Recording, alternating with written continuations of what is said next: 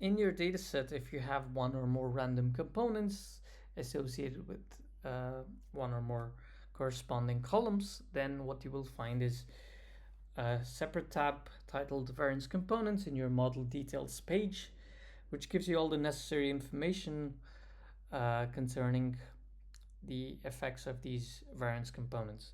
So first up, you have a table where you have an entry for each random component. The last entry corresponds to the residual error, and for each random component you have a estimated variance and then its corresponding standard deviation, which is essentially the square root of that, and then a percentage. Now in this case the percentage is essentially this number divided by the whole sum of this column, and that tells you what percentage of all the variance explained by all random components is explained by um, each corresponding random component, and kind of gives you a quick relative ranking of their importance. Next, you have two graphs for each random component identified as a column in your dataset. So in this example, I have a column with the ID or name row, and in this column row, I have 16 groups.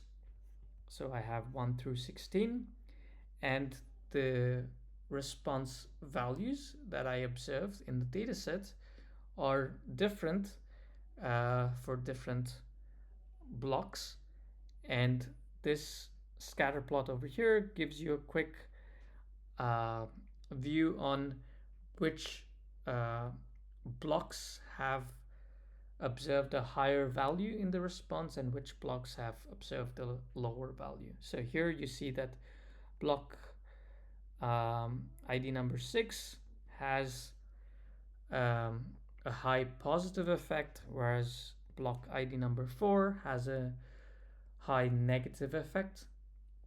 And the chart on the left, the box plot on the left, gives you a quick visual on the distribution of all these values that you find on the right. And you'll find the similar graph for other variance components if you have more than one variance components in your dataset.